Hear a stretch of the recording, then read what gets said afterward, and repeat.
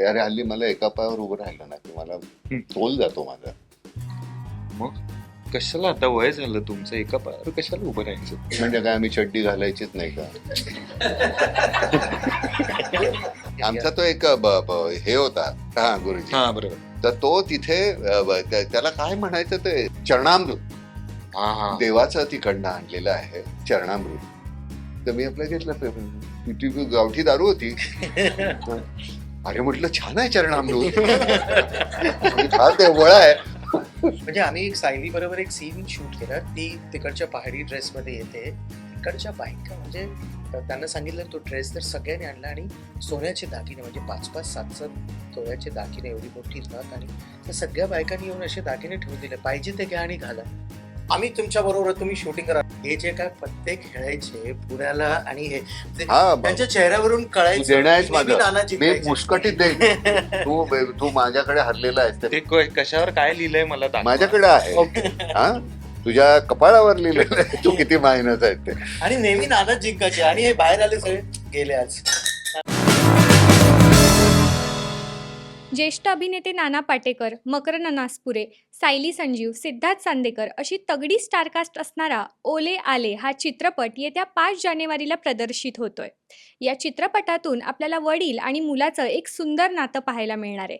याशिवाय चित्रपटाच्या शूटिंग दरम्यान काय काय किस्से घडले हे आपण प्रत्यक्ष कलाकारांकडूनच ऐकूया.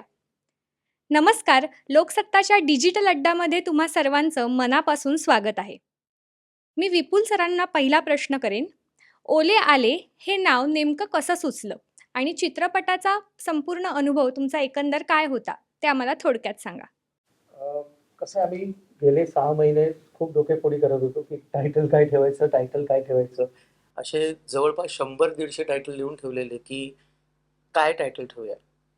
मग सगळ्यांचं असं लोकानुमत आमचं असं झालं की ओले आले नाव ठेवूया. याचं रिझन असं आहे की ओंकार लेले आणि आदित्य लेले, त्याचं शॉर्ट फॉर्म आहे ओले आले. सर पुण्यातल्या लेले फॅमिलीची ही स्टोरी आहे, बापुलाची ही स्टोरी आहे, म्हणून त्याच्यावरून आमचं असं टायटल आलं ओले आले. आणि ते इंट्रिक पण आहे त्याच्यात. बाप मुलाची ती गोष्ट आहे, त्यामुळे ती त्यांच्या त्या अध्याक्षर म्हणजे त्यांचं संबोधन ते एकमेकाशी बोलत असताना सुद्धा ओले काय हो आले अशा पद्धतीनं ते वात्रटपणा आहे तो सगळा. बरं ती गंमत कशी आहे की तो वात्रटपणा तुम्हाला अपरंटली, पण तो पांघरलेला वात्रटपणा आहे. गोष्ट काहीतरी एक वेगळी असल्यामुळे आयुष्यामध्ये कधीही कुठलंही दुःख नावाची गोष्ट ठेवायची नाही. जगायचं छानपैकी मस्तपैकी असायचं. आजचा दिवस आपला, उद्याचं काय आहे याच्यावर आपण आजचा दिवस वाया नाही घालवायचा, ही जी वृत्ती आहे. नाही तर काय सतत माणसं भविष्याचा विचार करत असताना वर्तमान नासून टाकतात. म्हणजे तुम्ही सुद्धा सकाळी मगाशी तुम्ही आल्यानंतर तुम्हाला मी म्हटलं ना की तुमच्या समोर असलेला तो एक चौकोन मॉनिटर, काय म्हणतात तुम्ही त्याला, हा लॅपटॉप किंवा काय जे असेल ते डेस्कटॉप, ते त्याच्या काय मला नाही काय माहिती, कळतही नाही मला. तर त्याच्यामध्ये तुमचं म्हणजे हा बाजूला बसलेला हे तुमच्या लक्षात नाही. कारण तुम्हाला ते तिथून लक्ष हटवणं हे परवडतच नाही. कारण ते तुमचं सारखं आपलं ते इतकं ते कॉन्सन्ट्रेट केलेलं, रोज आज घरी गेलं की पुन्हा तेच. म्हणजे तेव्हा सुद्धा ही पाठी तुमच्या डोळ्यासमोर येत असेल. म्हणजे मुलगा सुद्धा कदाचित तुम्हाला त्या पाठीमध्येच तुम्ही त्याच्याशी बोलता का, किंवा बायकोशी तसंच बोलता का, नवऱ्याशी तसंच बोलता का. तर गोंधळ, मी वेडा झालो असतो, मी नोकरी सोडून दिली असते. मला ते जमतच नाही. मला एक तर पहिल्यांदा ह्या 4 भिंतीमध्ये मला राहता येत नाही. मला सारखं काहीतरी मोकळं असं कुठं वात्रटपणा, आरडाओरड. आता शेतावर राहत असल्यामुळे मग गाई आहेत, कुत्री आहेत, 5-6 माणसं आहेत खूप. मग तिथेच बाहेर जेवण करायचं. स्वयंपाकघर नावाची गोष्ट नाही. मग ते आहे पण तरी सुद्धा बाहेर चूल मांडायची. मग किती आहेत, एवढे आहेत का, मग 3-4 चुली मांडायच्या. तर ती जी गंमत आहे जगणं, आपण हल्ली जगणं विसरलोय. उद्याची चिंता करत असताना त्याची तरतूद करायची म्हणून आज सगळं आम्ही नासून टाकतोय. तर तो बाप म्हणतो की हे नाही चालत, आजची गंमत उद्या मरते काय होईल ते. ही जी ॲटिट्यूड आहे ती मला असं वाटतं की तुम्हाला छान जगायला शिकवते. मकरंद सर आणि नाना सर, तुम्हाला दोघांनाही प्रश्न आहेत की सिद्धार्थ आणि सायली ह्यांच्याबरोबर काम करण्याचा अनुभव कसा होता आणि त्यावेळेस काही गमती जमती वगैरे घडल्या आहेत का? सिद्धार्थ बरोबर खूप तो लहान असताना काम केलं होतं. म्हणजे कवडसे नावाचा एक सिनेमा केला होता, ज्यात मी आणि सुबोध भावे आणि अमृता होती. तर त्यावेळी माझ्या बालपणीचा रोल आम्ही याने केला होता आणि सुबोधच्या बालपणीचा रोल सिद्धार्थने केला होता. तेव्हापासून मी त्याला पाहतो, ओळखतो आणि अतिशय गुणी असा नट आहे. खूप चांगल्या पद्धतीची समज त्याला भूमिकेची आहे, पात्राची समज आहे. आणि या सिनेमामध्ये आणि तो तसा खूप वेगवेगळे विषय मिळत असलेला नशीबवान नट आहे असे मी या निमित्ताने म्हणेन. तर त्याला ही पण एक वेगळी फिल्म करायला मिळालेली आहे. सायली बरोबर मी पहिल्यांदा काम केलं, पण ती पण खूप गुणी अभिनेत्री आहे असं माझ्या लक्षात आलं. नवीन जनरेशनकडनं आपल्याला खूप काही गोष्टी नवीन-नवीन शिकायला मिळतात आणि माझी पिढी अशी आहे की ज्यांनी हे सगळं ग्लोबलायझेशनचं स्थित्यंतर बघितलेलं आहे, गॅजेट्सचा प्रवास बघितलेला आहे आणि त्यातून हरवत गेलेली किंवा फार वादळी हललेली माझी पिढी आहे. पण ही नवीन पिढी फार त्याला सरावलेली आहे. तर त्या सगळ्या सरावाचा परिपोष त्या सगळ्या त्यांच्या भूमिकांमधनं, त्यांच्या वागण्यामधनं दिसतो. त्या दोघांबरोबरही काम करताना खूप मजा आली. म्हणजे आमच्याकडे 3 पिढ्या काम करतायत. एक ती, एक ही आणि एक मी. आणि अक्षरशः 3 पिढ्या आहेत. म्हणजे मुलं, बाप आणि आजोबा असं. खरं तर मला असं वाटतं बापाचा रोल हा माझा शेवटचा असावा, याच्यापुढे आजोबाचेच करावे लागतील. नाही. पण खरं सांगतो की ही स्थित्यंतरं जी आहेत, आम्ही जी नाटकं करायचो तेव्हाची वेळ, आताची नाटकं करण्याची पद्धत, सगळंच इतकं बदललेलं आहे ना. त्यामुळे मला त्या गोष्टींशी जुळून घेणं ह्याचा त्रास होतो. खरं तर ते घ्यायलाच पाहिजे. म्हणजे मी रिजिड होऊन नाही, मी हेच करणार, मी माझी हीच पद्धत, माझी पद्धत आहे ती मी तशीच करत असतो. मला पुन्हा ते मी पहिलीतला अभ्यास करण्याच्या सारखंच माझे सगळे पुन्हा संवाद मी रोज लिहून काढतो. रोज पुन्हा ते रात्री सीन असेल तो सगळा, मग तो 4 पानी असेल 10 पानी असेल, मला दिलेलं स्क्रिप्ट आहे मी 3दा लिहितो. मला एकदा दिलं की मला वाटलं की मी तसं ते लिहून काढतो. दुसऱ्यांदा मला त्याच्यामध्ये काय बदल करावेसे वाटतात ते लिहितो. आणि तिसऱ्यांदा मी उद्या शूट करणार आहे, तेव्हा आदल्या रात्री मी उद्याचं सीन लिहून काढतो. आणि मग ते लिहून काढत असताना तुमच्या नकळत त्या आतमध्ये जाऊन कुठेतरी रुतत. मग तुम्हाला काय, मी कॉपी करायचो परीक्षेच्या वेळी. ती कॉपी कशी असते की डोळे मिटले की ते पान समोर येतं आणि मग ते वाचून काढायचं. इतकं ते तुमच्यात भिनलं पाहिजे पान नंबर 8 किंवा 14 किंवा 110. 110 त्याचा तो प्रयोग होता. हां फेरस सल्फेट, ओके, FeSO4, बरं. असं करून ते तुम्ही, तर ती तितकी तुमची ती फोटो मेमरी होऊन जाते. तर त्यामुळे मला ही माझी पद्धत आहे. आणि ती पद्धत आम्ही शूटिंगमध्ये पण बघितली. पूर्ण स्क्रिप्ट एवढं बाय हार्ट होतं त्यांना, की आज कोणता सीन आहे 25 म्हणजे तो ना, हं. अच्छा आज 48 तो ना. पण ते होतं ना. आता आपण आपल्या भावंडांची, मावशांची, यांची काही नावं लक्षात ठेवतो का? ती पटकन नाही. तितकं ते तुमच्या आतमध्ये रुतलं पाहिजे. मख्याचं आणि माझं जे काय, तर माझंही त्याचं म्हणजे आता वयाचा ह्याच्या घेतलं तर तो सुद्धा मुलासारखाच आहे. आणि इतका सुंदर, म्हणजे मी त्याच्या सुरुवातीपासून त्याची वाटचाल पाहिलेली आहे. म्हणजे एक एकांकिका तो आणि आमचा हा कोण रे, मंगेश कोण, देसाई, मंगेश देसाई, ते दोघं जण काम करत होते. आणि मी आणि शफी नामदार आम्ही नेहरू सेंटरला ती एकांकिका पाहायला गेलो होतो. माझ्या हस्ते काहीतरी पारितोषिक वगैरे काहीतरी होतं. तर इतकं अप्रतिम काम केलं होतं दोघांनी. आणि मग त्याला मी म्हटलं, तू तिथं काय करतोस, तू ये की इथं मुंबईमध्ये यायला पाहिजेस तू. काय आहे त्या अडचणीतून, त्या धबडग्यातून, ते सगळे, थोडीशी भूक, थोडीसा अपमान, थोडीशी अवहेलना, त्याच्यातून तुम्ही ताऊन सुलाखून निघालात की मग तुम्ही छान माणसं, नट म्हणून, किंवा मग कधीही तुम्हाला सुद्धा त्याचा अनुभव आला असेल की सुरुवातीला तुम्ही येता तेव्हा, आणि मग त्याच्यानंतर त्याच्यात सरावल्यानंतर सगळंच बदलतं आयुष्य आपलं. पण ह्या सगळ्या ह्याच्यात, म्हणून मी आता तिथे तुमच्या त्या सगळ्या ह्यांच्यातून फिरत असताना मी म्हटलं, अरे तुम्ही कसे जगता ह्या नुसत्या चौकोन बघत बघत बघत बघत. आमच्या ना म्हणे इथे थोडीशी ह्याला असं कर किंवा काय कर, हे त्याशिवाय गंमत येत नाही का? काहीतरी ह्याला काहीतरी ब्रेक पाहिजे की नाही. आपण श्वास घेत असताना, ये ना, गुड मॉर्निंग, ये. तर श्वास घेत असताना तुला बस तुम्हाला सतत काहीतरी वेगळं पाहिजे, त्याशिवाय त्याला गंमत येत नाहीये. आता याच्याबरोबर काम करत असताना किंवा सायली बरोबर काम कर, मी सायलीची तब्येत बरी नाही आहे म्हणून ती नाही आली.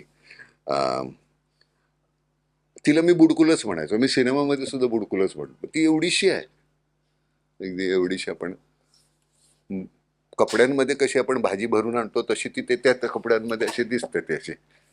गोड चेहरा, इतका मोबाईल चेहरा आहे तिचा, इतकं छान आणि इतकं एक्सटेम्पोर आहे. आता हा जर तो मकरंद म्हणाला की तुझ्या नशिबानं तुला खूप छान छान रोल मिळतात, वेगवेगळे रोल मिळतात, मग ते गुलाबजाम असेल किंवा अजून कुठलेही. आणि मग कमर्शियल आणि असं ते मी वेगळं करत नाही, कमर्शियल आणि एक्सपेरिमेंटल वगैरे. पण सगळ्या ह्याच्यामध्ये सराईतपणे काम करणं, की जे मिळालेलं आहे त्याच्यामध्ये अगदी जीव ओतून काम करणं, ही जी एक पद्धत असते की तुम्हाला जे येईल ते. म्हणजे मला सुद्धा वेलकम करत असताना आणि मग अग्निसाक्षी करत असताना मला दोन्हीकडे तेवढाच जीव ओतायला लागतो. काल तुम्ही काय केलंय याच्यावर तुम्ही कधीही अवलंबून राहू शकत नाही. काल मारलेली सेंचुरी तुम्ही ती मॅच जिंकली, संपला विषय. आज काय केलं, त्यामुळे मागे सारत सारत जाऊन तुम्ही ते करता. तसंच ते जगण्याच्या बाबतीत. आत्ता मी जाऊन आलोय ना, मी बघितलं ते, तू गेलास तर तुझ्या लक्षात येईल. असं लांबच्या लांब हे आहे, एका लाईन मध्ये किती 10 जण 5 जण काहीतरी बसतात. हा, असे बसतात. त्यांच्या समोर प्रत्येकाच्या समोर असा एक स्क्रीन आहे, ते असे बसतात. ह्याच्याकडे ही बघत नाही, तो बघत नाही, तिकडं काय नाही, सगळेजण. म्हणजे मला ती, म्हणजे शपथ सांगतो मी, हो, जिवंत थडगी वाटतात रे. असं भीती वाटते मला, मी पळून गेलो असतो तिथून. तुम्हाला खरं सांगतो, पु ल देशपांडे म्हणजे भागवतांनी आणि ह्याने मंगेश पाडगावकर आणि ह्या सगळ्यांनी चिंत्रम खानोलकरांना जबरदस्तीनं, नुसत्या लिखाणावर पोट भरत नाही, त्यांची मुलं होती, घर त्यांना, तर त्यांना याच्यामध्ये युनिव्हर्सिटीमध्ये नोकरीला, ते नाही म्हणताना ते नोकरीला तिथे आले. आणि मग ते आले आणि काही दिवसांनी एकदा बघितलं, एक दिवस ते गेले, तर ते नोकरीवर यायचेच बंद झाले. खूप त्यांना, त्याच्याकडे फोन वगैरे काही नव्हता, मोबाईल हा प्रकारच नाही. आणि एक दिवस त्यांना कुठेतरी फोर्टमध्ये त्यांना ते दिसले पाडगावकरांना, त्यांना जबरदस्ती धरून ते भागवतांच्या त्या ह्याच्यामध्ये घेऊन गेले ऑफिसमध्ये. आणि त्यांना विचारलं की तुम्ही का, तर ते अतिशय मितभाषी ते चिंत्रम खानोलकर असे बसलेले, आणि त्यांना पुलं होते की तुम्ही का सोडली नोकरी, कोणी तुम्हाला ओरडणार नाहीत, काही नाही, गप्प. शेवटी अगदी खूप हे केले मिनतवारीने, नंतर शेवटी ते म्हणाले की मला तिथे त्यांनी काम काही नव्हतं. बरं, त्यांचं जे पुस्तक होतं ते BA ला लावलं होतं, सिलेबसमध्ये होतं. म्हणजे ह्यांचं शिक्षण काही फार होतं अशातला भाग नाहीये. तर ते तिथे त्यांना नुसते ते आपलं बसले होते, त्यांना काम काही नाही, तर त्यांना कोणीतरी येऊन म्हणाला की तुम्ही बसल्यात तर नुसतं जरा फेरी मारून या, परीक्षा चाललेली आहे, मुलं पेपर लिहित आहेत, तर तिथे नुसतं फेरी मारून या. म्हणून खानोलकर गेले. आता ती युनिव्हर्सिटीची बिल्डिंग, ती मोठे अशा कमानी आणि खांब, ते गेले, त्यांच्यातून असे फिरले, तर म्हणले मी तिथून फिरत असताना मला ती सगळी जिवंत थडगी वाटली, मी घाबरलो आणि मला ते सगळे खांब माझ्या अंगावर पडतायत असं वाटलं, मी घाबरलो आणि मी पळून गेलो, मी पुन्हा आलो नाही. तर आता तो माणूस, त्याच्या प्रतिभाच तशी होती, तो त्याच्यामध्ये जगणारा. पु ल देशपांडेंनी विचारलं तुमच्या त्या कादंबरीतला तो माणूस हिरो तुमचा लवकर मेला, असा कसा मेला, मारला का तुम्ही त्याला, तर ते म्हणले तुम्ही मारला नाही, तो मेला. तर ही अशी प्रतिभा असलेली जी माणसं आहेत की त्यांना ह्या चौकटीमध्ये नाही राहत आहे. तर तुम्ही सुद्धा जर जमेल तेव्हा, आता नाईलाज आहे म्हणून तुम्ही ही नोकरी करत असाल, पण तुम्हाला जमलं तर ही चौकट तोडा. इथेच नाही, आयुष्यात मी इथे होतो, मला किती वर्ष झाली, 25 वर्ष झाली, नको 25 वर्ष, स्टेपिंग स्टोन म्हणून वापरायचं 30. त्याच्यासाठी ते पुढचं नवीन काहीतरी विचार करा. लक्षात आलं का? सिद्धार्थ, तुलाच प्रश्न आहे. नाना पाटेकर आणि मकरंद सरांसोबत काम करतानाचा अनुभव कसा होता आणि त्यांच्याकडून तू कोणता गुण शिकलास जो तू पुढे आयुष्यभर वापरशील असा? आता हा गॉगल, हा आता मला आवडतंय जास्त. अनुभव म्हणशील ना तर तो असा शब्दात सांगण्यासारखा नाहीये की मला काय वाटलं. ते एक्सपिरियन्स करण्याची गोष्ट आहे. म्हणजे फॉर एक्झाम्पल अं, आपण कुठे फिरायला गेलो किंवा अं, काही काही गोष्ट आपण अनुभवत असू, तर ते पटकन असं शब्दात नाही सांगता येत की मी काय केलं, मी काय. पण ना तो जो काही काळ म्हणजे आता मकरंद दादा बरोबर दुसरा सिनेमा केलाय मी हा.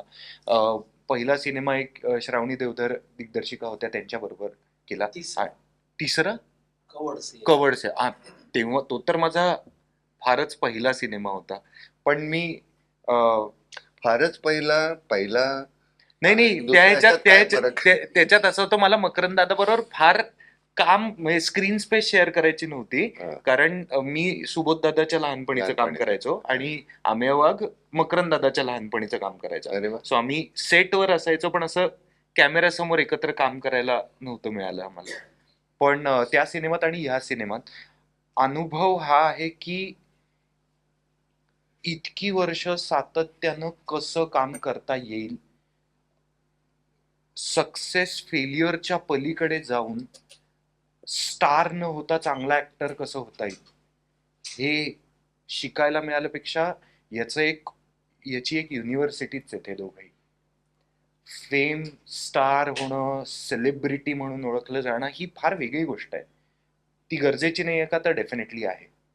पण ना त्याच्यामध्ये तुम्ही ऍक्टर कसे आहात याच्यामध्ये ते येता कामा नये.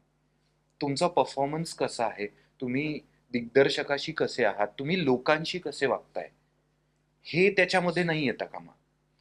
आणि म्हणजे ढोबळ शब्दात सांगायचं झालं तर जेव्हा असं वाटतं की आपण स्टार होऊ पाहतोय, आपण हवेत जातोय, तेव्हा या दोघांबरोबर काम करायचं आपल्याला कळतं की जमिनीवर राहण्यातच खरं सेलिब्रिटी पण आहे, खरं स्टारडम हे जमिनीवर राहण्यातच आहे. त्याचा एक फायदा काय असतो सिद्धार्थ, जमिनीवर राहिल्यानंतर पडलं तर जास्त लागत नाही. Correct. त्याच्यावरनं त्यांना पडलं की झालं मग फक्त तर गोंधळ मग होतो. उठता येत नाही.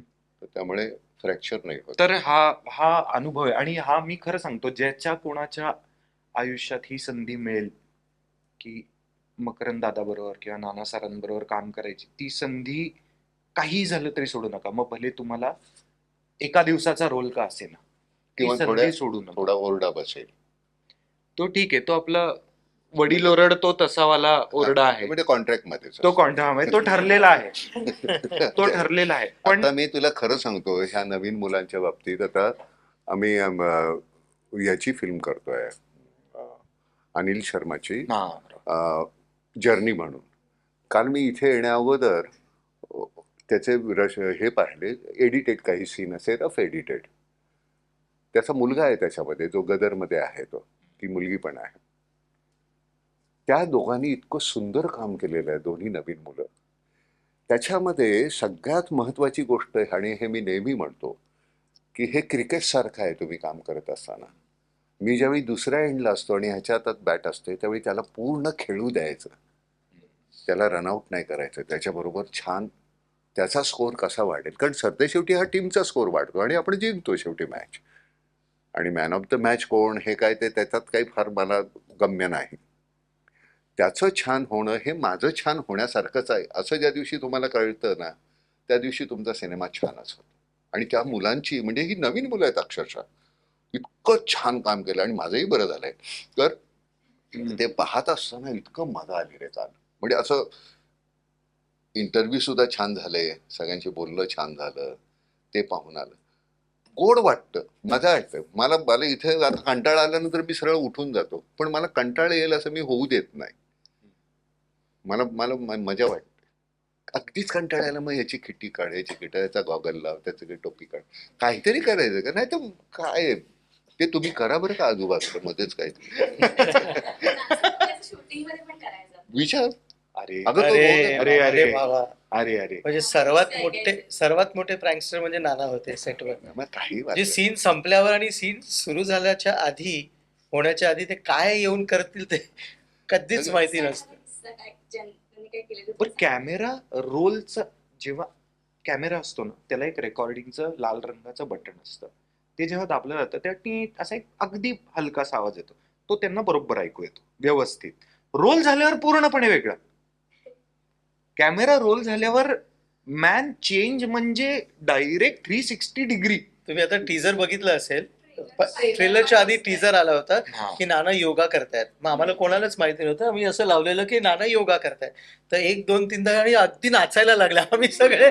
म्हणजे हे त्यांच्या डोक्यात होतं, पण असे खूप आता किस्से आहेत. त्याच्यातली एक साधी गोष्ट आहे की आता ते आता बोलत असताना की आता ते आता हेच असं बघ ना, अरे हल्ली मला एका पायावर उभं राहिलं ना की मला तोल जातो माझा. मग कशाला आता वय झालं तुमचं, एका पायावर कशाला उभं राहायचं? म्हणजे काय आम्ही चड्डी घालायचीच नाही का? हे विनोद रोज घडतायत. रोज विचार घडतायत. करायचे. हे विनोद रोज घडतायत. बरं तिथे आम्ही कुडकुडतोय हा. तिथे 3 डिग्री सेल्सिअस 4 डिग्री सेल्सिअस आजूबाजूला बर्फ आहे आणि यांना काहीही फरक पडत नाही. हे विनोदच मारतायत. म्हणलं अहो, थोडेसे कुडकुडा ना सर, थोडी थंडी वाजू द्या ना तुम्हाला. पण ते गंमत यायची आणि सगळ्यात युनिट अख्खं म्हणजे खरंच युनिट होतं. ती युनिटी जी असते ना, आणि तुम्हाला खरं सांगतो, हा मोठा हा लहान हे असं नाही, सगळ्यांना जेवण एकच, राहायला सगळे एकाच ठिकाणी. नाईलाजच होतं, आम्ही तंबूमध्ये राहिलेलो. काही वेळेला तर टेंट्स मध्येही राहिलो. हो. कारण तिथे ती इतकी रिमोट जागा आहे चोपताच्या इथे. तिथे शूटिंग करायला तसं म्हटलंस ना तर काही फारसा स्कोप नाहीये. Electricity स्कोप पण नाही नाहीये ॲज इन इलेक्ट्रिसिटी नाही अजिबात. नेटवर्क विसरूनच जायचं सगळ्यात पूर्णपणे. सगळ्यात चांगली गोष्ट ती होती. हे network आता हे सगळे जण बरं, बायकोला मेसेज केला मी समजू शकतो. आणखी कोणाला करणार? आणखी कोण मेसेजेस घेतोय आमचं?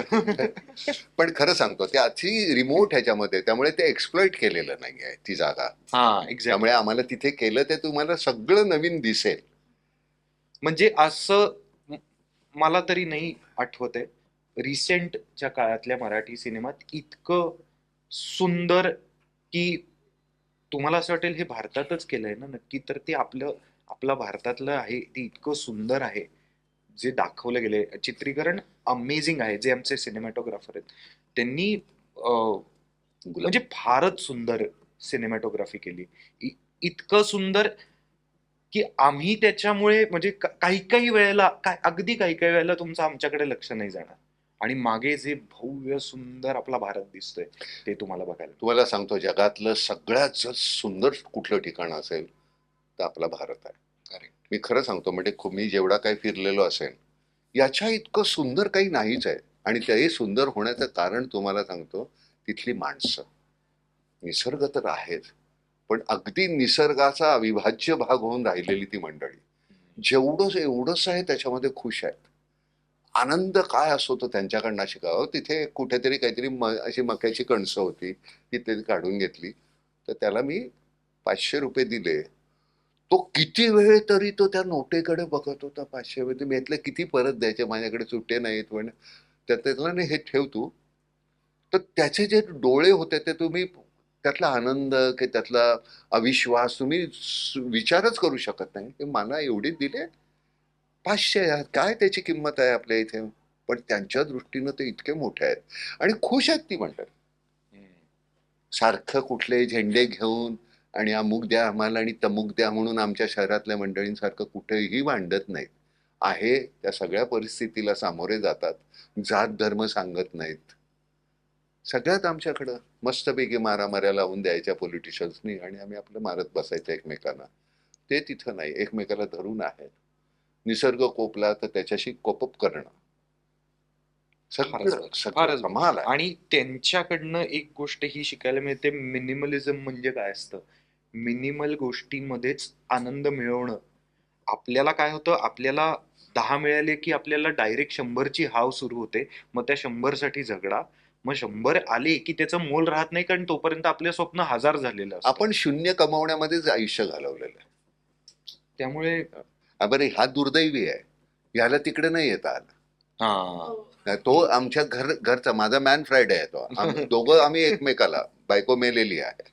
आता हा मला विचारतो की तुम्ही बाबा काय ते आई गेल्यानंतर माझ्यासाठी ते आई गेल्यानंतर तुम्हाला नाही वाटलं दुसरं लग्न करावं असं?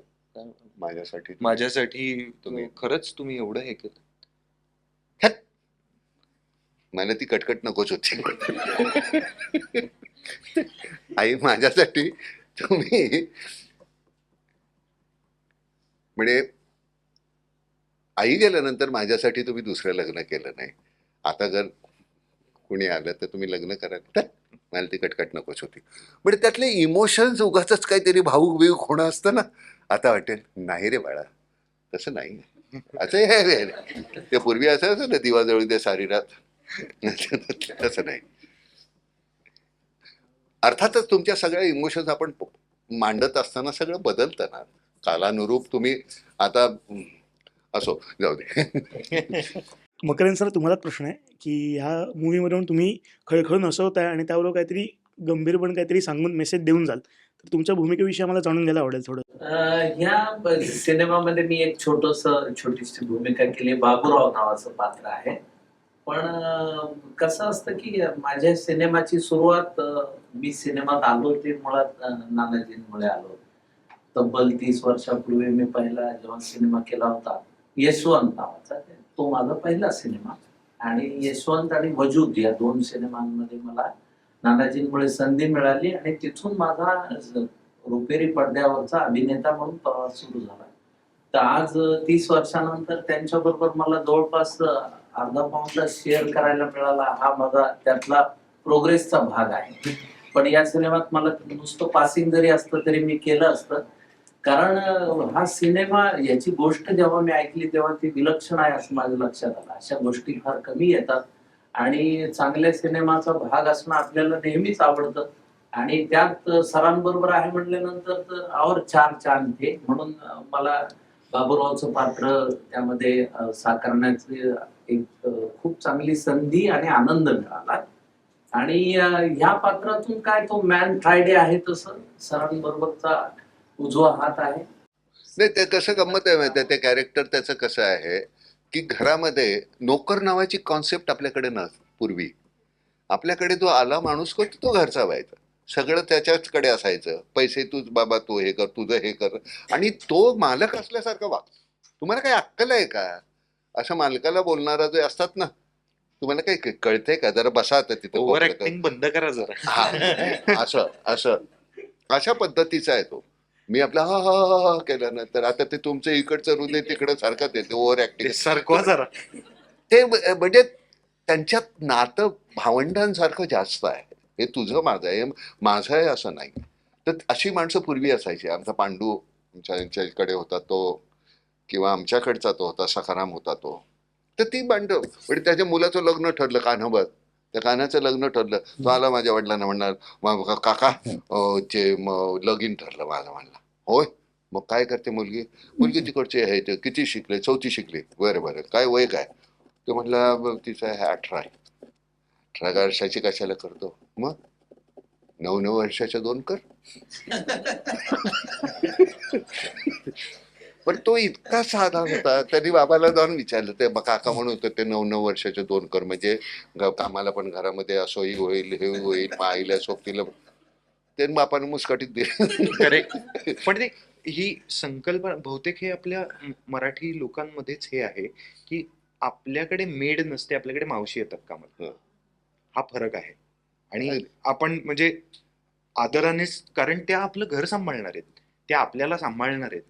बरं त्या आपल्याला इतर घरांमधलं गॉसिपही सांगणार आहेत. किती मजेदार आहे की नाही हे. हो नाही, खरं सगळं कळतं. तुला माहिती आहे ना पूर्वी आता आपल्या गावाला कोकणामध्ये पारावर बसलेले सगळे जण वयस्कर जातात. ते सीसीटीव्ही कॅमेरे असायचे. कोण कुठे गेलं काय गेलं कसं गेलं कोणाचं काय हे सगळं त्यांना माहिती आहे. त्याचे तोंडामध्ये बोळकं झालेलं असेल तरी सुद्धा एक खांड सगळंच राहायचं ते कधीच संपत नाही. तर ती गंमत आहे. पण खरं सांगतो तुम्हाला हे म्हणजे सिनेमा वगैरे आणि त्याचा पण प्रमोशन वगैरे हा भाग सोडा. पण ह्या निमित्तानं आपण निदान तुम्हाला कधी भेटलो असतो आम्ही सांगा. हे चेहरे आम्हाला कधी दिसले असते का. ह्या निमित्तानं आपण आदान प्रदान संपलेलं आहे आपल्या सगळं. मराठी सिनेमाचा गोंधळ तोच आहे ना. हिंदी किती अगदी आवर्जून तुम्ही जाऊन बघणार कारण त्याचा ढोल त्यांच्याकडे 100 असतात आमच्याकडे 2 किंवा 1 ढोल असतो. आम्ही किती बडवायचा. तर तुम्ही आवर्जून, म्हणजे हाच मराठी सिनेमा नाही, सगळे मराठी सिनेमे तुम्ही आवर्जून बघायला पाहिजे. त्यातले काही टुकार असतील, काही चांगले असतील, काही अति छान असतील. पण हिंदी सिनेमा आपण अगदी 200, 300, 500, 1000 रुपयाची तिकीट काढून ज्यावेळी पाहतो, तर तेच पैसे आपल्याला इथे सुद्धा. आणि मी खात्री, मी प्रत्येक इंटरव्ह्यूमध्ये म्हटले, तुम्ही हा प्रत्येक जण सिनेमा 3 वेळ बघणार, मी बेट लावून सांगतो. हा, कारण हिंदी सिनेमातलं बापलेकाचं टॉक्सिक नातं बघण्यापेक्षा मराठीतलं सुंदर बापलेकाचं नातं बघायला काय हरकत आहे. खरं सांगतो, ते नातं आहे, त्याला खरंच नातं म्हणता येते. काय इतकं सुंदर पद्धतीने अप्रतिम दिग्दर्शन केलेलं आहे. ह्यांनी गुजराती पहिल्यांदा केलं. किती वर्ष चाललं तो सिनेमा? अजूनही चालू आहे. अजूनही चालू एक शो 4 चालू वर्ष आहे झाली. अजून, किती 4 वर्ष झाली. 4 वर्ष झाली. मॅक्सिमम त्यांनी बिझनेस केला 5 वर्ष झाली. 5 आता 1 फेब्रुवारीला 5 वर्ष पूर्ण होणार. आणि तर- विपुल सरांबाबतीत सुद्धा म्हणजे ते गुजराती नाटकांचे सिनेमांचे दिग्दर्शक आहेत, पण पूर्ण प्रोसेसमध्ये जेवढं मला जाणून घेता आलं, त्यांचं मराठी साहित्यावर, मराठी कलेवर नितांत प्रेम आहे. त्यांना आवडतंच मराठी काय काय बघायला. त्यांना माहिती असतं कुठला सिनेमा येतोय, मग त्याच्यामध्ये कोण कोण आहे, मग काय चाललंय, मग ते सिनेमा बघायला जाणार. ते नाटकं तर बहुतेक मनापासनं प्रेम आहे हो, नाटकावर, मी खूप मराठी नाटकाचं गुजराती पण मनापासनं केलं. प्रेम आहे. सो ते नाटकं सगळी माहिती, जेवढी नाटकं आपण सगळ्यांनी मिळून मराठी नाटकं जेवढी बघितली नसतील तेवढी विपुल सरांनी पाहून झालेली आहेत ते already. कारण सगळ्यातून काहीतरी चोरायचं असतं ना ते. मग इथून त्यामुळे चोरणं हा कलेचा भागच आहे, पण त्याला दिग्दर्शक- कसं रिप्रेझेंट मग त्याला Correct, correct. मग त्याला म्हणायचं की नाही, इन्स्पायर झालो मी. आम्ही एक नवीन आता दुसरा सिनेमा करतोय, तो मराठी नाटकावर आधारित आहे, पण त्याचं नाव आता नाही सांगणार. पण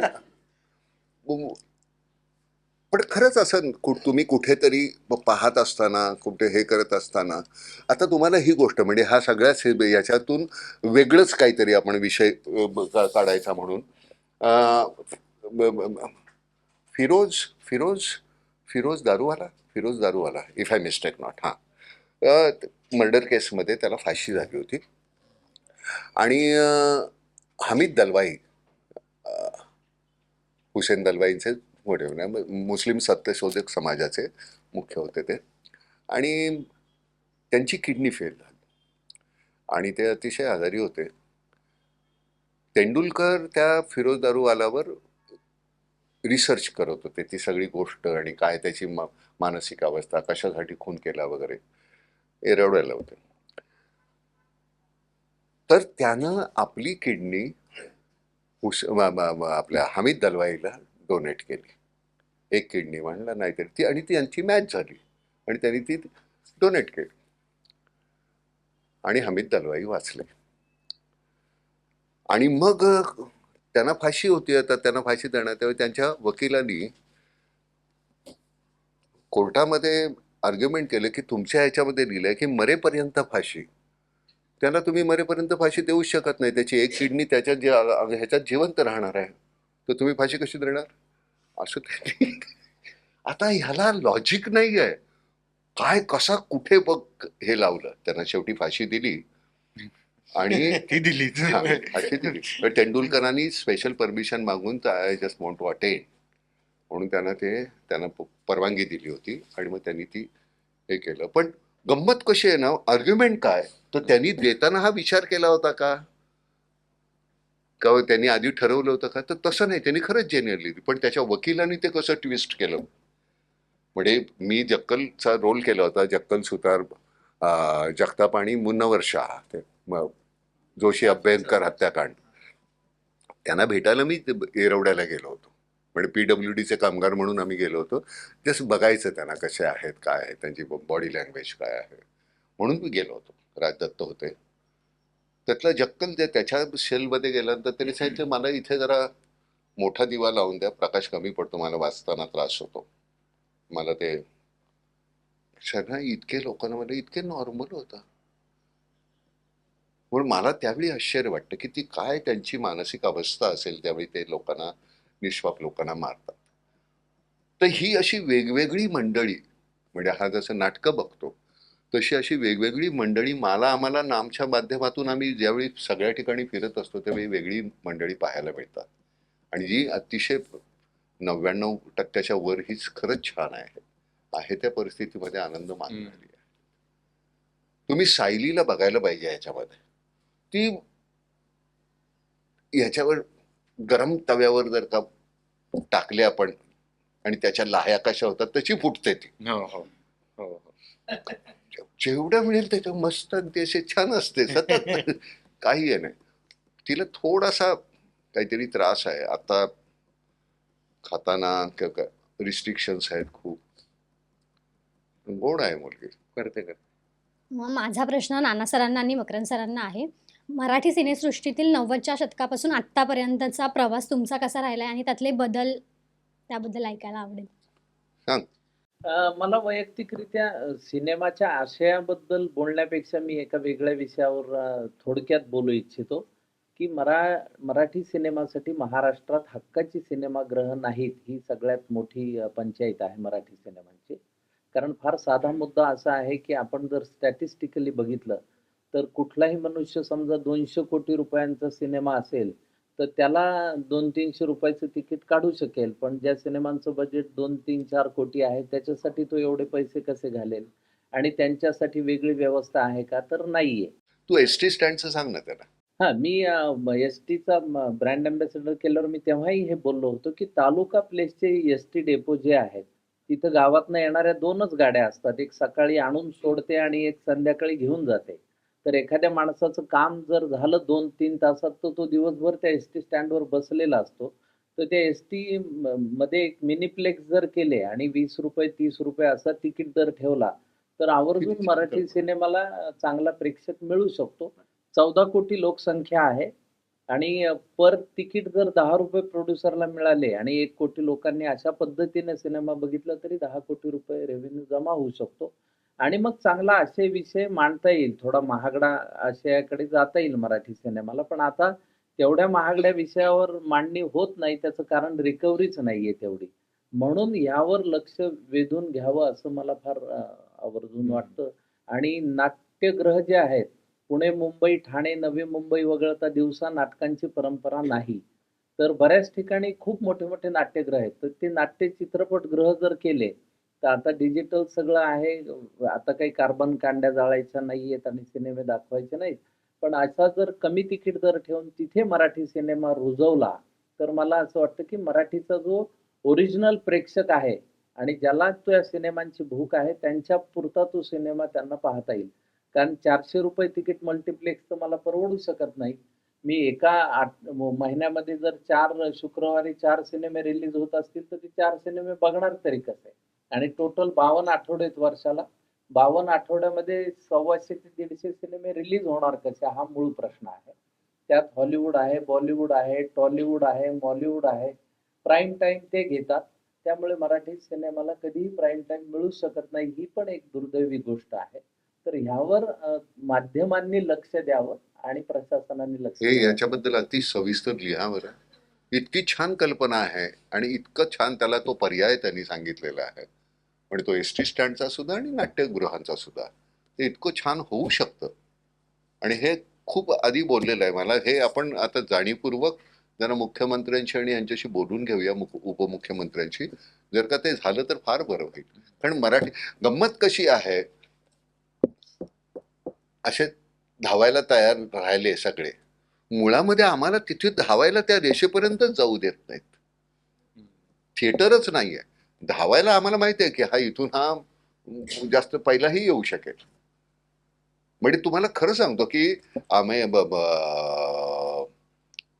प्रकाश बाबा आमटे केल्यानंतर हॅपी न्यू इयर आला होता शाहरुखचा आणि पहिल्या आठवड्यातच त्याचे शो कमी झाले आणि प्रकाश बाबा आमटेचे शोज वाढले.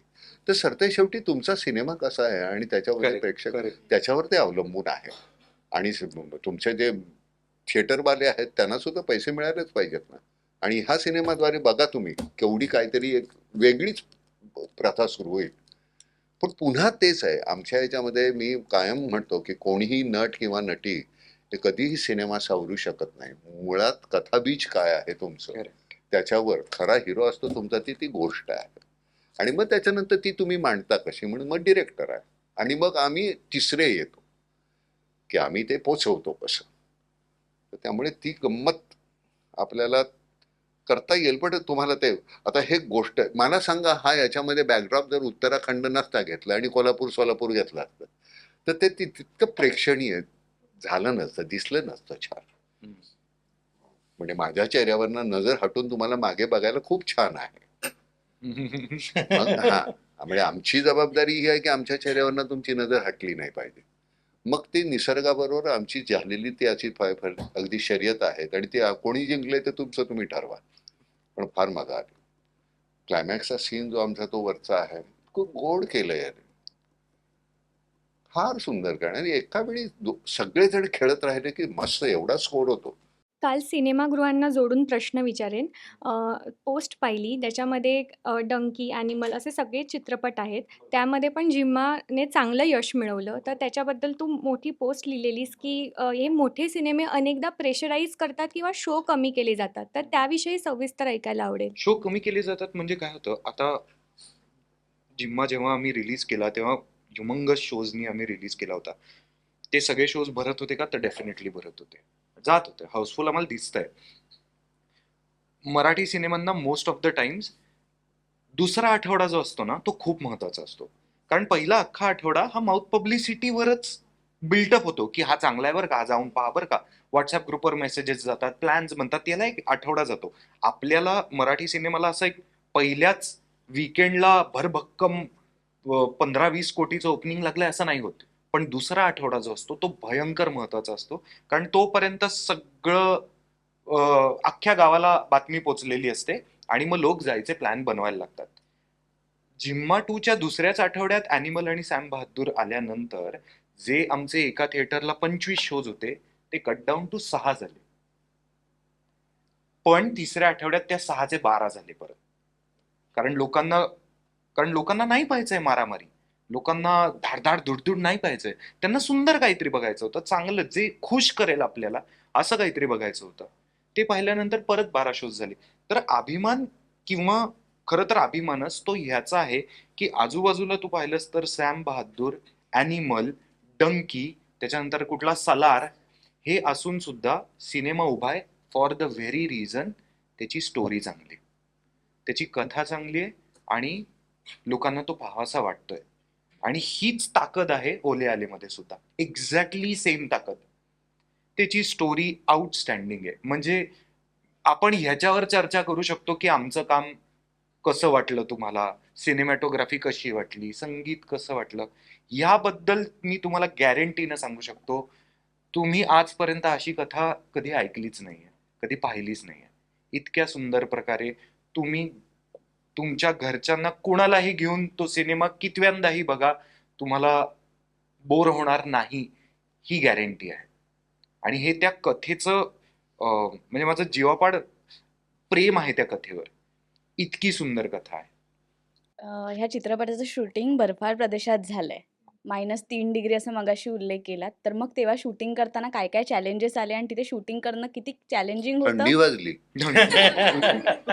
खूप थंडी वाजली. काही चॅलेंजेस खूपच होते. आम्ही एकदा शूट करत होतो आणि आमचं युनिट एका हॉटेलमध्ये होतं, आम्ही कुठे तरी होतो आणि मध्ये लँडस्लाईड झाली, दरी कोसळली. म्हणजे युनिट तिकडे, आम्ही इकडे, आणि त्याला जवळपास 18 तास लागले. एक दिवसाचं शूटिंग आम्ही कॅन्सल केलं कारण की कॅमेरामॅन इकडे होता आणि कॅमेरा तिकडे होता. ते शूटिंग शक्य नव्हतं. पण salute to our Indian army की दिवस रात्र करून त्यांना पण कळलं की शूटिंग चालू आहे. त्या लोकांनी खूप आम्हाला हेल्प केली आणि सगळं ती मलबा जो होता तो काढला. आणि मग हे लोक आले इकडे आणि 12 वाजता काहीतरी रोड क्लिअर झाला, ते आले आणि आम्ही 2ची शिफ्ट लावली की ते सगळे आले की आम्ही, आणि 2ला आम्ही सुरू केलं आणि पाऊस आला. म्हणजे त्या दिवशी शूटिंग झालं नाही, तर 2 दिवसाचा गॅप झाला आणि 2 दिवस आम्ही मागे पडलो. पण hats off to all the actors. Nana पण आले आणि असं खांद्यावर हात ठेवून बोलले, काळजी करू नको, आपण 24 तासमध्ये 36 तास शूटिंग करूया, पण आपण शेड्यूल संपवूया. आणि तसंच झालं. नानांनी जवळपास 18 तास म्हणजे लागोपाठ शूट गेलो आम्ही 18 तास. म्हणजे कुठेही काय नाही, तेवढ्यात पण पाऊस होता. म्हणजे आम्ही कुठे वरती पहाडीवर शूटिंग करत होतो, तर तिकडे पाऊस आला. नाना खालती गेले, ते जवळपास अर्धा तास होतं वरती यायला, करेक्ट. 20-25 मिनिटं तरी जास्त जास्त होतं. तर ते खालती गेले, पाऊस थांबल्यावर परत ते अर्धा तास चढून वरती आले आणि रात्री 3ला आम्ही तो सीन शूट केला आणि ते करताना पण परत पाऊस आला. तर इतक्या ऑड सिच्युएशनमध्ये पूर्ण युनिट एकत्र येऊन, आणि मजेची गोष्ट तीच होती की तिकडे नेटवर्क नव्हतं, व्हॉट्सॲप नाही, इन्स्टा नाही, काहीच नाही. म्हणजे शूटिंग संपल्याच्या नंतर पण, हॉटेलवर परत आल्यानंतर पण आमच्याकडे कोणाकडे नेटवर्क नव्हतं. तर परत रात्री आम्ही सगळे बसून एवढीच मजा करायचो. It was just like a family. आणि तिकडे जेवण होतं आणि नाना जितके अप्रतिम नट आहेत तेवढेच अप्रतिम कुक पण आहेत. होय होय काय काय अरे, अप्रतिम खायला घातलंय अख्ख्या युनिटला. अख्ख्या युनिटला मिसळ केली तिकडे. एकदा सकाळी उत्तराखंडला हो अख्खं युनिटला मिसळ, बर नुसती मिसळ करून ठेवली, तुम्ही तुमचं घ्या नाही, हे जाऊन वाढणार सगळ्यांना आणि पोट फुटेल आता. तरी तिसरा हा. नाही पण मी मग आता चावता चावता तुम्ही बोल- बोलला कसं असतं, कारण तुम्ही खात असता. फार्म हाऊसवर म्हणजे आरामच जास्त झाला असता. एकदा सकाळी 9ची शिफ्ट होती.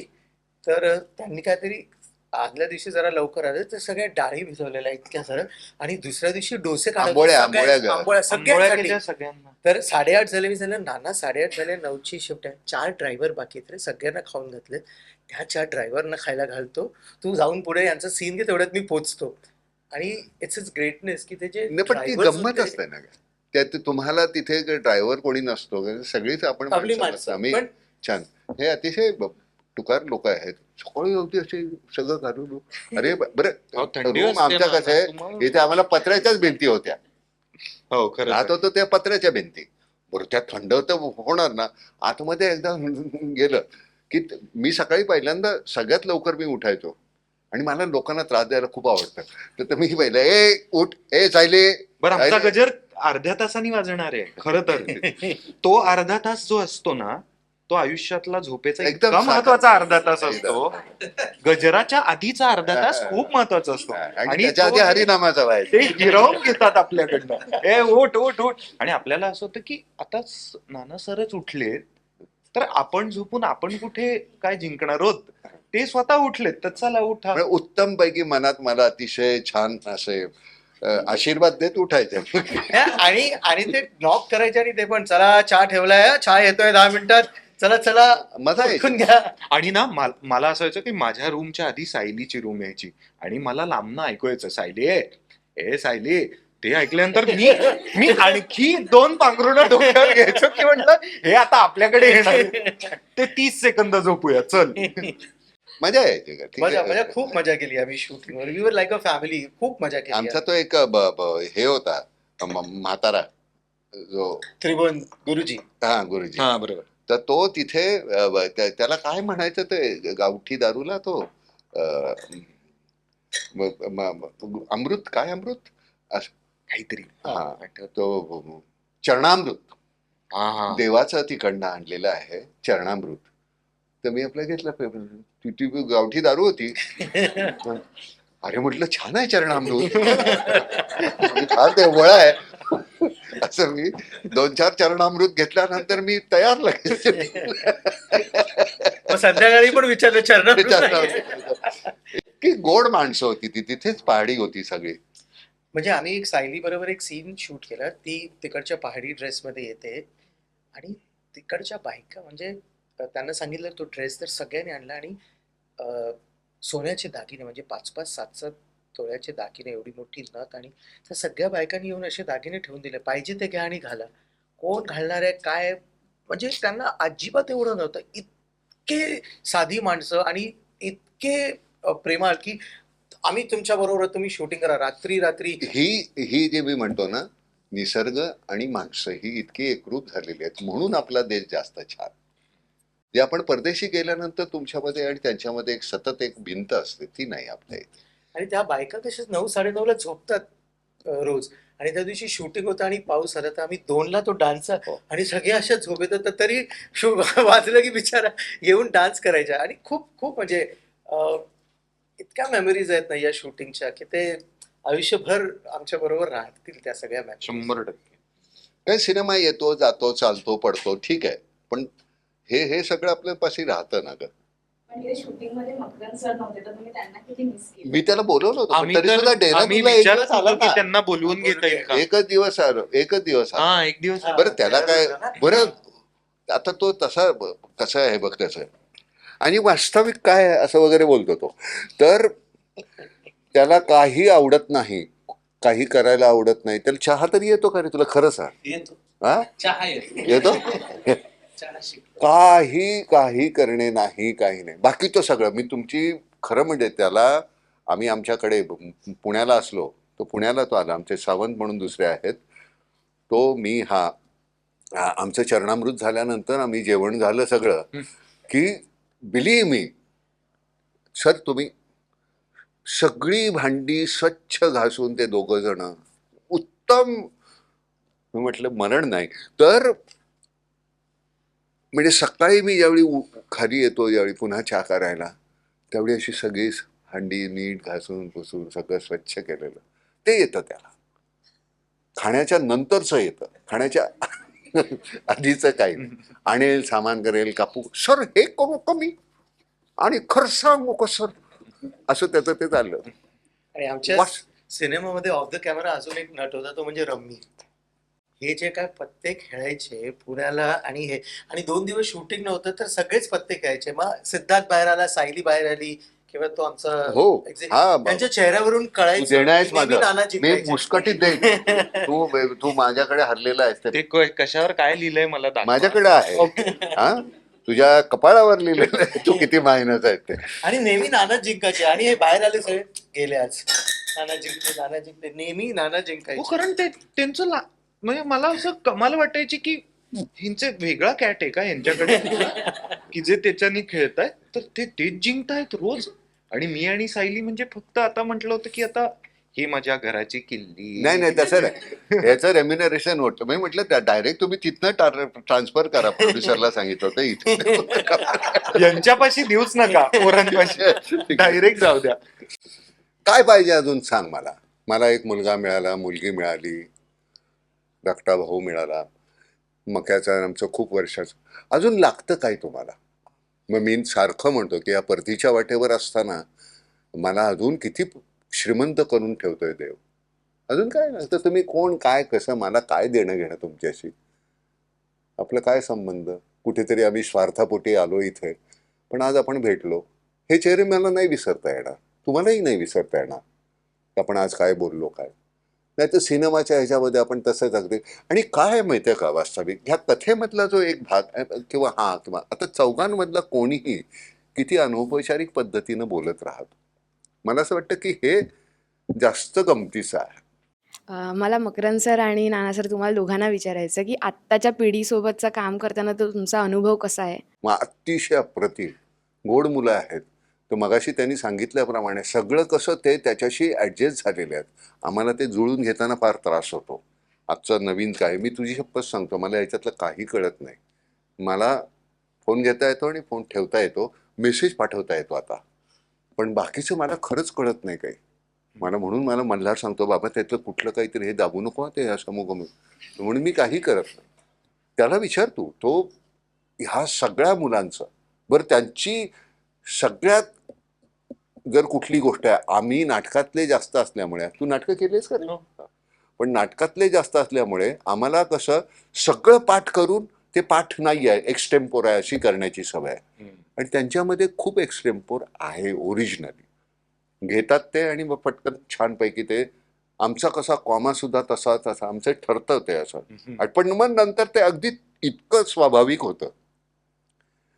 तर ते तसं त्यांचं नाही, त्यांचं खरंच आहे. सायलीला ते करत असताना त्या क्षणाला तेवढा एक गोषवारा काय आहे, हा असा आहे का, हां, मग तेवढे घेऊन मग ती त्या पद्धतीनं मग ती काम करणार.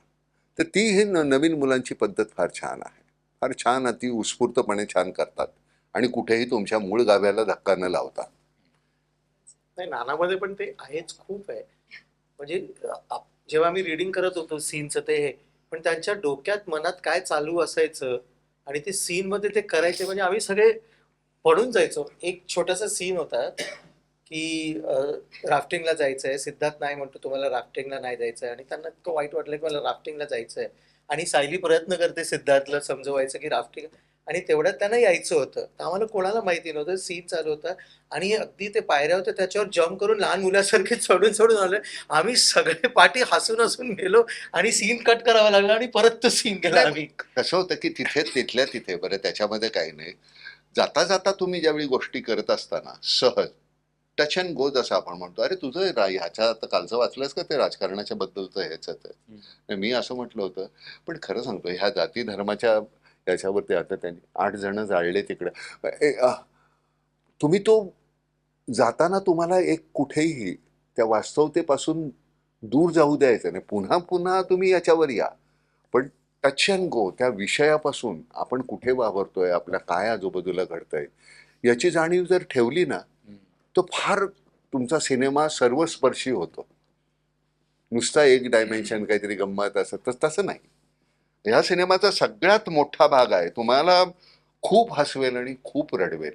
मी बाहेर येताना तुमचे प्रत्येकाचे डोळे लाल झालेले असतील, तुम्ही कोणीही एकही शब्द बोलणार नाही.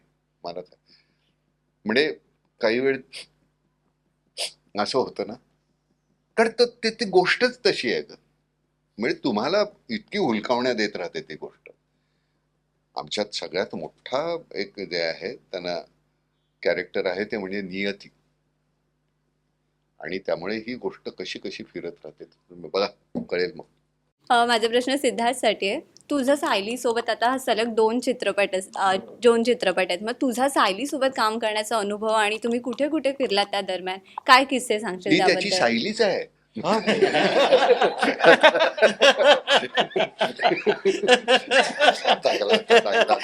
मला आवडलं.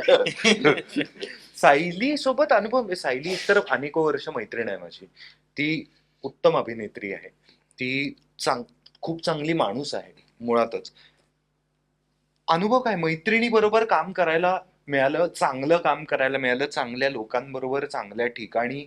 आणि फिरणं काय, हे बघ, शूटिंग करताना आम्ही फिरतोय हे असं आम्हाला तुम्हाला दाखवायचं असतं, पण आमच्याकडे तेवढा वेळच नसतो फिरायला.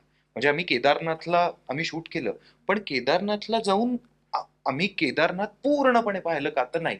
तासभर जे आम्हाला 2 शॉट्सच्या मध्ये किंवा 2 ह्याच्यामध्ये जे पाहायला मिळेल ना, ते तेवढंच होतं.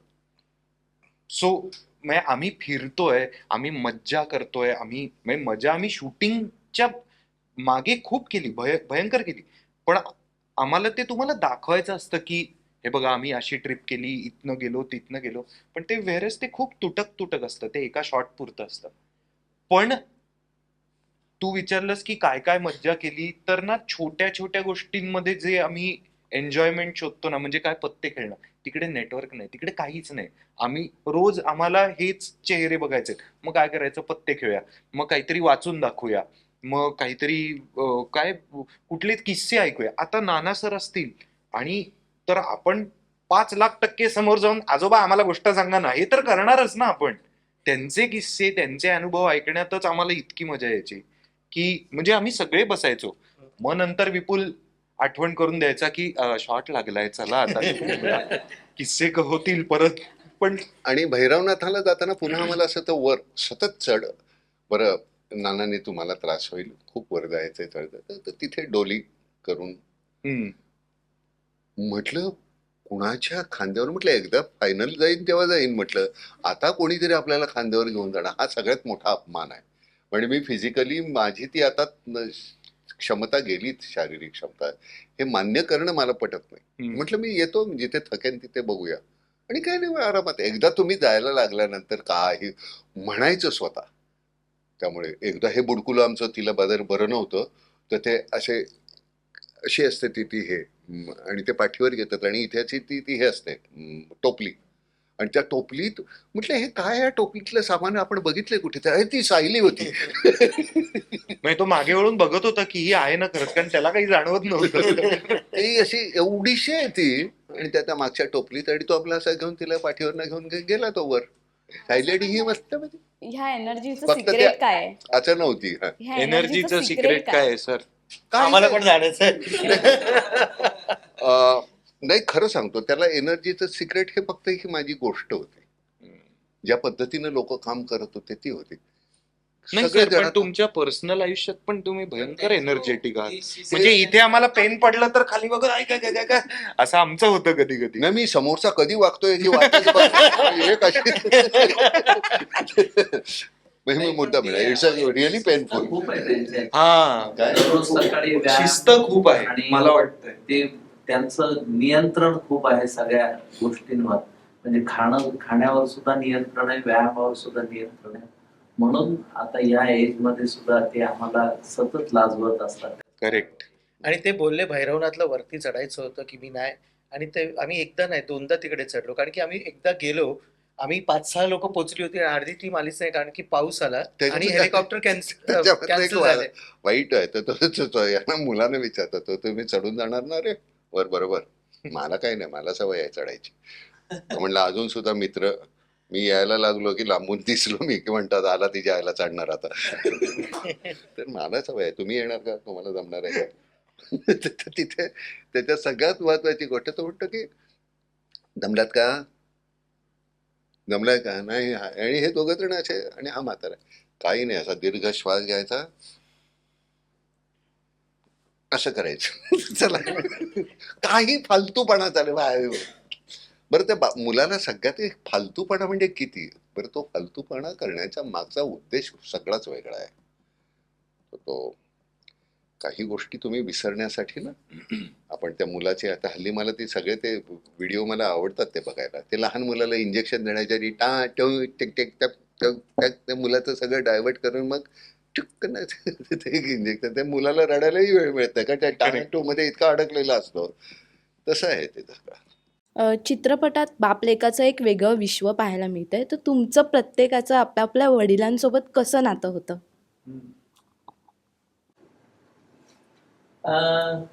मैत्रीचं म्हणजे माझ्या ग्रामीण भूमिकांमध्ये बऱ्याचदा मी बोलतो ते वडिलांच्या शैलीमध्ये बोलतो, कारण त्यांची तशी पद्धत बोलण्याची आहे. ते खूप आगळपगळ बोलतात आणि ग्रामीण भागात खूप वेगवेगळ्या लोकांशी संबंध आल्यामुळे त्यांची बोलण्याची पद्धत फार विलक्षण. आणि कोणाबद्दल बोलताना ते त्याचं काय खरं आहे, बुंगारी मास्टर आहे तो. आता हे शब्द जे आहेत, बुंगारी मास्टर म्हणजे हा दारुडा आहे, बेवडा आहे, याला एक वेगळा शब्द त्यांचा. तर अशा पद्धती पण हे देतो ते हे तू कशावर घेतलंय सांग का ते तू हा.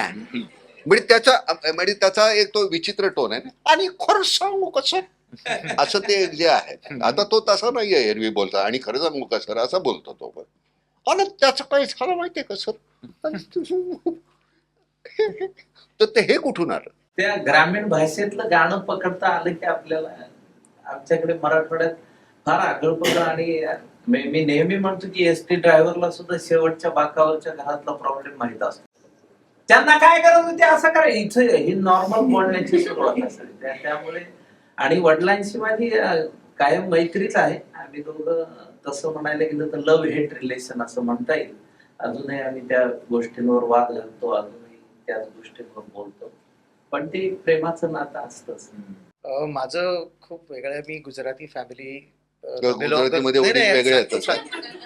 आणि आमच्याकडे खूप बिझनेस माइंडेड लोक असतात की 16 वर्षाचा 17 वर्षाचा बिझनेस कडे बघ, हे बघ, हे बघ. त्या परिसरात म्हणजे त्या ॲटमॉस्फिअर मध्ये माझे बाबा मला फिल्म बघायला घेऊन जायचे, इरोज मध्ये आणायचे, इंग्लिश पिक्चर बघायला घेऊन यायचे. तर माझं हे जे आर्टकडे जे वळण आहे ना, ते खूप मोठं वळण माझ्या बाबांनी मला लावलंय. म्हणजे माझे काका किंवा माझे मामा कधीच असे इंग्लिश पिक्चर बघायचे नाही. इरोज काय तेव्हा माहिती पण नव्हतं. तेव्हा मग आम्ही ट्रेनमध्ये माझे बाबा पैसे वाचून पण इकडे फिल्म्स बघायला आणायचे. तर ते इंग्लिश फिल्म सगळे असं खूप काही साहित्य बघत बघत, खूप सिनेमे बघत बघत मला ते वळण लागलं. आणि I am the odd one in the family. माझे सगळेच कझिन्स आहेत, ते सगळेच केमिकल मार्केट, हे ते शेअर मार्केट. मी एकटाच जरा वेगळं आहे म्हणजे आमच्या फॅमिलीमध्ये की मी या फील्डमध्ये आहे. आमच्या 7 पिढीमध्ये कोणी नाही आहे. तर ते सगळं यश माझ्या बाबांना जातं की त्यांनी मला कल्टिवेट केलं. आणि एक अशी वेळ पण आली होती की आता गुजरातीमध्ये 22, 23, 24 वर्ष म्हणजे खूप लग्नासाठी आहे. 24 वर्ष लग्न नाही. माझ्या बाबांचं नाही कमवलं ना, त्याचं लग्न नाही करणार, पण त्याला जे आर्टमध्ये करायचं ते करू देणार मी. नाही झालं ना लग्न, लव्ह मॅरेज आहे का? Arrange marriage. अच्छा. हो, अशा माणसाबरोबर कोण लव करणार? हो, एक्झॅक्टली. तर ते रिलेशन आणि ते जे मी शिकलो ते आता मी माझ्या आणि माझ्या मुलाच्या रिलेशनमध्ये अप्लाय करतोय, की काही नाही झालं तर मी त्याला अशी ई.टी. फिल्म आली किंवा अशी जुनी फिल्म आली, इरॉसमध्ये घेऊन झालो, एक्सेलसिअर, तर मी ते क्षण मी परत ते सगळे जे मोमेंट्स आहेत ते मी Reliving. रिक्रिएट करतो आणि रिलिव्हिंग दोज मोमेंट्स. तर it's very I am really thankful to my father, की माझ्या बाबांनी मला जे काय करायचं होतं ते करायला हे दिलं आणि त्याच्यामुळे आज मी इकडे आहे. आणि माझ्या मुलाला पण एवढंच मी वाव देतो, की तो पण कुठे पुढे जाऊन माझ्याहून जास्त मोठा झाला पाहिजे. नाही पण ते वडिलांचं आणि हे तसं नातं असलं की मग फार सोपं जातं ना. आमचंही असंच होतं. आमचे वडील, त्यांना नाटक सिनेमाची आवड होती. ते हनुमान थिएटरला जायचे आणि हनुमान थिएटर हे तमाशाचं थिएटर. म्हणजे ही यमुनाबाई वाईकर वगैरे त्या, आणि त्या वडिलांना खूप मान द्यायच्या ह्या बायका. गणपतीमध्ये सगळ्या अगदी मोठी बस भरून यायची आमच्याकडे दर्शनाला. त्या म्हणजे ही होती आमची आता मधू कांबीकर, तिच्याबरोबर मी रघुमैनामध्ये होतो. तर ही सगळी मंडळी. तर ते मला त्यावेळी, म्हणजे मी कॉलेजमध्ये होतो, जे ला होतो, त्याच्या आधी सुद्धा, शाळेत असताना मला तमाशाला घेऊन जायचं. तर त्यामुळे बाप मुलाला घेऊन तमाशाला घेऊन जातोय आणि काही तिथे हे वाटायचं नाही. मग तिथे काहीतरी खायला सुद्धा मिळायचं, त्या सगळ्या जणी लाड करायच्या. आणि मग हा सोंगाड्या कसं काम करतोय बघा, तो कसं करतोय बघा. तर त्याच्यातून आलं. म्हणजे माझे सगळ्यात मोठे त्यावेळेचे स्टार्स होते राजा मयेकर, सुहास भालेकर, शाहीर साबळे, अमर शेख, शाहीर अमर शेख, दादू इंदुरीकर, वसंत अवसरीकर, ही जी मंडळी होती जी लोकनाट्यामध्ये काम करणारी, तर ती मंडळी मी पहिल्यांदा पाहिलेलं. मला असे, माझा अतिशय आवडते नट जर कोणी विचारले तर मला बलराज साहनी आणि मोतीलाल हे अतिशय आवडतात. आणि नटीमध्ये जर कोणी म्हटलं तर नूतन. त्यांच्या पुढे म्हणजे त्यांचा चेहरा असा आहे की त्यांचा इथे तुम्ही पाहत राहिलात तर त्यांनी कपडे कुठले घातले तुमचं इथून लक्ष खाली जातच नाही. अरेस्ट करणं जे म्हणतात ना, म्हणजे मला एखादा सीन कुठला नाही कळत आहे, कसं करावं बरं काय. मी जुने कुठले तरी सिनेमे त्यांचे पाहतो आणि मला सगळ्याची उत्तरं मिळतात. आपण कसं होतं की आता माझी एक हसण्याची किंवा बोलण्याची एक जी ढब आहे, तुमच्या ह्याच्या रोल बरहुकूम तुमची ती बदलली पाहिजे ना, ते वेगळे यायला पाहिजे. तर ते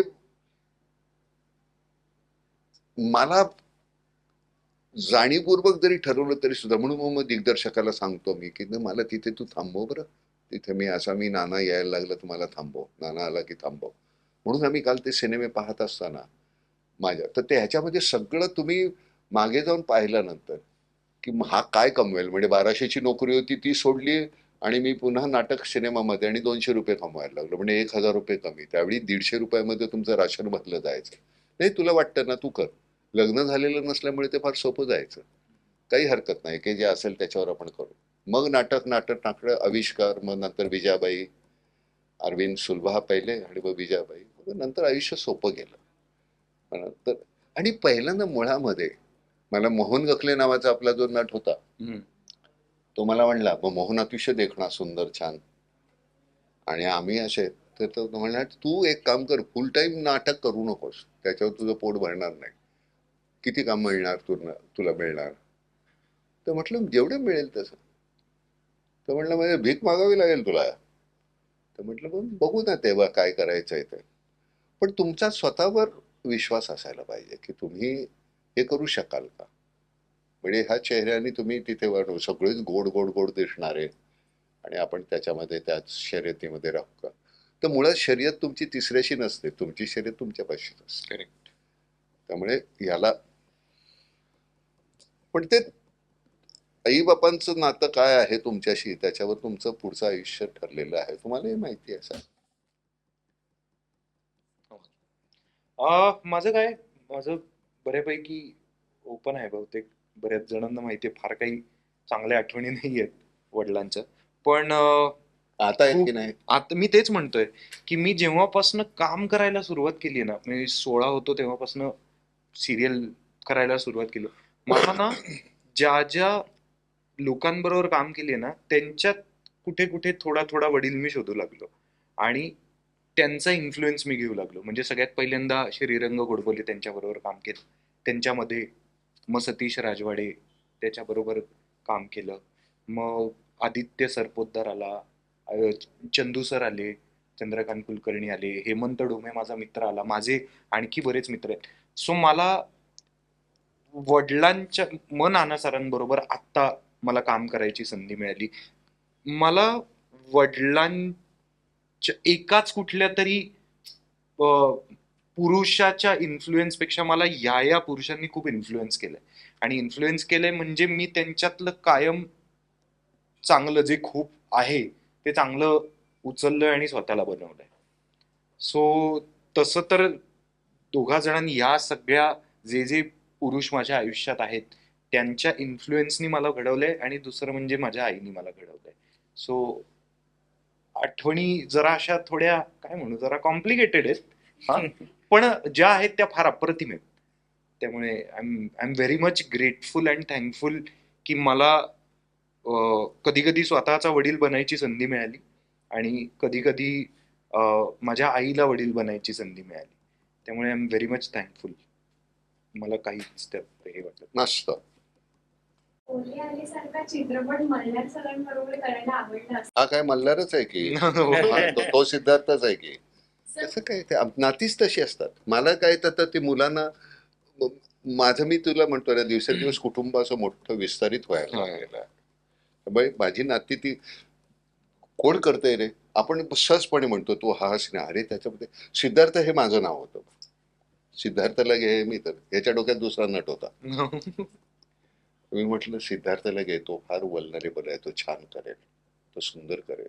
आणि जेवढं वाटलं होतं म्हणजे तुला याच्या पाठीमागे की मी गुजराती सिनेमा केला त्याच्यापेक्षा 100 पटीनं त्यानं छान काम केलेलं आहे सिद्धार्थनी त्या नटापेक्षा असं त्याचं म्हणणं. तर ते कसं असतं की मी कम्फर्टेबल आहे त्याच्याबरोबर म्हणून नाही त्याला तो रोल अगदी बरोबर. आता जॉनी लिव्हर बरोबर मी आता एका सिनेमामध्ये काम त्याला मी जॉनीला कास्ट करतो मी करतोय डिरेक्ट. तर त्याच्या जॉनी अतिशय सिरियस आहे काही म्हणजे तो नट इतका अप्रतिम आहे आणि त्याला तो तुम्ही त्याचा त्या 2 सीन पाहून तुम्ही तुमच्या डोळ्यात पाणी येईल इतकं तो त्याचा हा मुखवटा आहे त्यांनी याचा हा मुखवटा आहे. खरा मकरंद वेगळा आहे. मी वेलकम नुसता जर पहिल्यांदा जर करत असतो तर माझ्यावर तो शिक्का बसला आता आपण एक तो जॉनर पाहूया करता येते का म्हणून केला. आणि मुलं आता प्रसाद आलाय माझा दुसरा मुलगा माझ्या मोठ्या भावाचा मुलगा तो पण तो लहानपणापासून माझ्याकडे ती माझीच मुलं आहेत. आणि तुम्ही किती ठेवून जाणार तुमच्या मुलासाठी देऊन टाका. समाजाने माझ्याकडे काहीच नव्हतं तर ते पुन्हा समाजाला त्यांना देऊन टाकायचं ठेवायचं नाही. अगदी काय गंमत बाबा तो बाप आहे माझा आता खरं सांगतो याच्यामध्ये तसंच आहे. काही क्षणाला तो हे त्याला ते तसंच होतं तो बाबा हे नको ना आता प्लीज असं नको बाबा तू कोणाशी भांडू नको बाबा कोणाला मार आपण सांगतो ना मुलांना भांडण करू नको मारू नको कोणाला काही करू नको तसं तो मला निघताना शपथ सांगतो बाबा मारू नकोस कोणाला भांडू नकोस प्लीज हा सोडून दे तुम्ही लक्ष देऊ नको. अरे ना बाप कोण आहे मला काही कळत नाही पण ती नाती ती खरंच ती नाती. आणि तुम्ही आता मी बाळच होत जाणार ना आता 74 परवा लागेल त्या दिवशी तू आहेस का 1 तारखेला हा तिथे आता मस्तपैकी बघ आता तिथे 3-4 चुली मांडायच्या मोठ्या तो जेवण करायचं यायचं प्रत्येकाने आपलं काय भाकराने ते खायचं चाललं चला. आणि मला खूप चला प्लॅन ठरला आणि खूप मला भेटी मिळतात. मला तुला खरं सांगतो गेले मी आता महिना 1.5 महिना 2 महिने मी खाताना न्याहारीला आमचा सकाळी हुरडा असतो. हुरडा घ्यायचा तो उकडायचा मिक्सरमधून असा थोडासा काढायचा थोडंसं त्याच्यात जरा पाणी आणि मग त्याला तडका मारायचा लसूण मिरची जिरं हिंग हळद आणि काय इतकं छान कमाल वाटतं. हुरड्या हा नाही मकरंद तो बिफोर आणि आफ्टर पुराणी आपटे.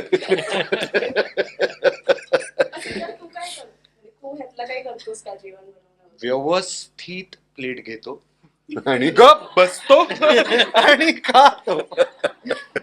याच्यामध्ये जो डिसिप्लिन लागतो खाण्यामध्ये तो माझ्यामध्ये खूप आहे. शांत बसायचं, ते येऊन देतील ते खायचं. अप्रतिम. खूप खूप मोठा रियाज आहे हा. प्लीज कर. आणि सातत्यानं त्याच्यात कुठेही चूक नाही. अजिबात अगदी नाही. व्यवस्थित नित्य नेमाने. सिद्धार्थला विचारायचंय की जिम्माचे दोन्ही पार्ट आम्ही पाहिले, त्यात पण तुला खूप फिरायला मिळालं, तर या चित्रपटाच्या निमित्ताने पण फिरायला मिळालं, तर असे चित्रपट निवडताना कसं वाटतं आणि अनुभव कसा असतो? मला एकतर प्रवास करण्यावर माझं जीवापाड प्रेम आहे. म्हणजे मी एक सिनेमा करतो, मग 15-20 दिवस मी कुठेतरी फिरायला जातो. परत एक सिनेमा काहीतरी कार्यक्रम केला, परत 15-20 दिवस पैसे साठवून आम्ही फिरायला जातो. काय ना, आपण आपलं घरी झोपायला जातो, टीव्ही वगैरे बघतो आपण, पण जेव्हा ते घर सोडून असं कुठेतरी बाहेर जातो ना, 15 दिवस 20 दिवस काही, मग 5 दिवस का असे ना, मग लोक भेटतात, काहीतरी वेगळं खायला मिळतं आणि ना त्या सगळ्याचा वापर, त्या सगळ्याची एनर्जी आपल्याला परत कामावर आणता येते आणि ते मला खूप आवडतं. परत मला माझं घरावर प्रेम ह्यासाठी आहे, मला घरी परत जायला खूप आवडतं. पण घरी परत जाण्यासाठी लांब कुठेतरी जाणं फार गरजेचं असतं. मला खूप आवडतं घरी परत जायला, पण मी घरातच असेल तर मग काय त्याचा उपयोग झाला. सो असे सिनेमे निवडताना सुद्धा मला फार भारी वाटतं की अरे यार, उत्तराखंडलाच आहे, काहीतरी नवीन बघायला मिळेल, पहिल्यांदा बघायला मिळेल, वेगळं खायला मिळेल, वेगळे लोक असतील. हेलिकॉप्टरने आपण मी पहिल्यांदा बसलो हेलिकॉप्टर मध्ये आयुष्यात. अरे अरे, मला फिअर ऑफ हाईट आणि फिअर ऑफ फ्लाईट आहे. हो. हेलिकॉप्टर एवढं जरी हल्लं तरी मी म्हणजे सांगूच शकणार नाही माझं काय होतं. आणि हे चिल बसले होते तिकडे व्यवस्थित हेलिकॉप्टर. गाडी पण चालवली ना तुला समोरच लॅपटॉप वरती वगैरे ठेवून? हो, सगळं केलंय त्यांनी, सगळं व्यवस्थित. पण हा जसा आमच्यासाठी कलाकार म्हणून लाईफ टाईम एक्सपिरियन्स होता, त्याच्या दुप्पट हा प्रेक्षकांसाठी असणारे हे 100%, म्हणजे 100%. आणि ते तुम्ही येऊन आम्हाला सांगाल. मी तुम्हाला खरं सांगतो, आता पण ह्या कॅमेरा समोरच मी सांगतो तुम्हाला, आपण जमलं ना तर 2 आठवडे किंवा 3 आठवडे संपल्यानंतर परत पुन्हा एकदा आपण आम्ही इथे येऊ. त्यावेळी तुम्हाला लक्षात येईल त्या सिनेमाने काय केलेलं आहे ते. आपण पुन्हा परत भेटू. येऊ, परत भेटू आणि तेव्हाचे तुमचे प्रश्न वेगळे असतील. जाता जाता प्रेक्षकांना काय आवाहन कराल? बघा सिनेमा येत्या 5 जानेवारीला आपल्या जवळपासच्या चित्रपटगृहात जाऊन ओले आले हा चित्रपट सहकुटुंब सहपरिवार पुन्हा बघा. आणि बघणार बघ नक्की. तुम्ही आलात, तुमचे मनापासून खूप खूप आभार आणि चित्रपटासाठी खूप साऱ्या शुभेच्छा. Thank you so much. खूप मजा आली. तुम्ही अशाच पद्धतीने आपण इथे पुन्हा भेटू. मी गिरीशला म्हटलं तरी तू नाही आहेस गिरीश तर मी काही येणार नाही. नाना मी आधीपासूनच माझं ठरलेलं आहे जायचंय. नाही तर मग गिरीश असायचा नेहमी साधारणपणे आणि आम्ही तिकडे बसायचो, इथे नाही. मी इथे पहिल्यांदाच आलोय मला वाटतं. ते म्हणतात की तुम्ही आला होतात एकदा याच्या आधी, पण मला आठवत नाही. थँक्यू. Thank you so much.